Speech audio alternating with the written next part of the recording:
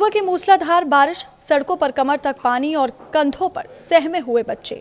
जरा सोचिए, जिस शहर को देश के सबसे आधुनिक और हाईटेक महानगरों में गिना जाता है, वहां की चंद घंटों की बारिश ने विकास के उन तमाम दावों की पोल खोल दी हो, तो आप क्या कहेंगे? दिल्ली से सटे उत्तर प्रदेश के हाईटेक शहर नोएडा में हाल ही में हुई भारी बारिश ने एक बार फिर यहां के ड्रेनेज सिस्टम और प्रशासनिक दावों की कलई खोल कर रख दी है। मूसलाधार बारिश के बाद बरौला गांव, sector 37 underpass, botanical garden, sector 57, sector 100 और सदरपुर समेत सेक्टर के कई प्रमुख इलाके जलमग्न हो गए। हालात ऐसे थे कि सड़कें तालाब में तब्दील हो गई, बीच रास्ते में वाहन बंद होकर फंस गए और स्कूल से लौट रहे मासूम बच्चों को अपनी जान जोखिम में डालकर कमर से ऊपर तक भरे गंदे पानी से गुजर कर अपने घर जाना पड़ा। नोएडा की इस तस्वीर ने एक बार फिर बुनियादी सुविधाओं की पोल खोल दी है और ये दिखा दिया है कि प्राकृतिक आपदाओं से निपटने के लिए हमारा सिस्टम कितना लाचार है। इस बारिश का सबसे दर्दनाक और आंखें खोल देने वाला मंजर बरौला गांव से सामने आया है, जहां स्कूल की छुट्टी के बाद एक छोटी सी मासूम बच्ची अपनी मां के साथ कमर से ऊपर तक भरे पानी से होकर घर लौटती हुई दिखाई दी।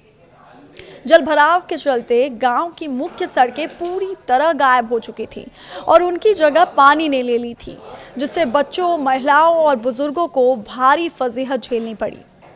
इस तरह नोएडा स्टेडियम स्थित रामलीला ग्राउंड भी पूरी तरह जलमग्न हो गया और मैदान में कई फीट पानी भर जाने के कारण पूरा परिसर किसी झील जैसा नजर आने लगा।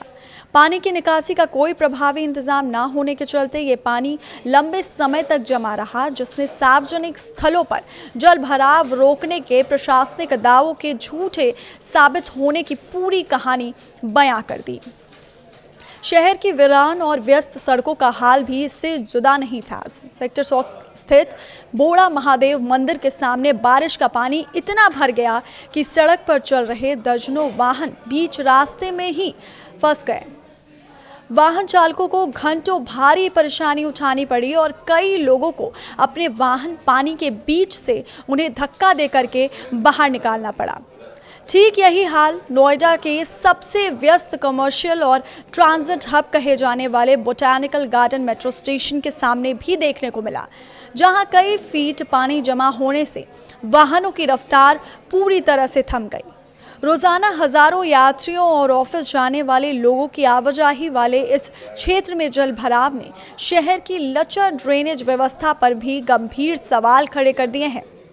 हर मॉनसून सीजन में अपनी पोल खुलवाने वाला सेक्टर 37 अंडरपास इस बार भी पूरी तरह से पानी में डूब गया। अंडरपास से गुजरने वाले वाहन चालकों को मजबूरन लंबे रूट बदलकर जाना पड़ा, जबकि कई लापरवाह वाहन पानी के गहरे भंवर में फंस गए।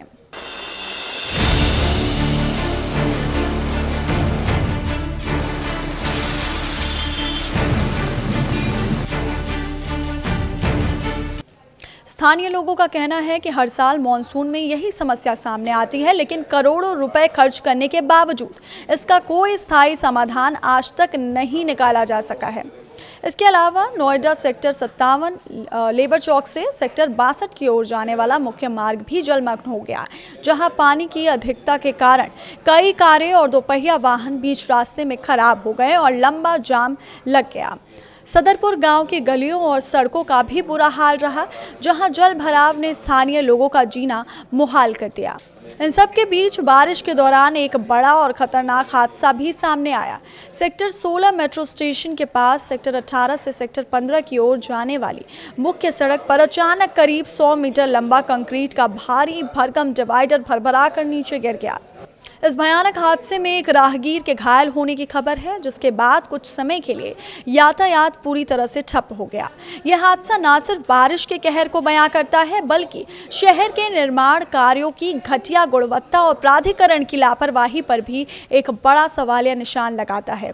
कुल मिलाकर इस मूसलाधार बारिश ने नोएडा के विकास के मुखौटे को उतार कर उसकी जमीनी हकीकत को सबके सामने ला खड़ा कर दिया।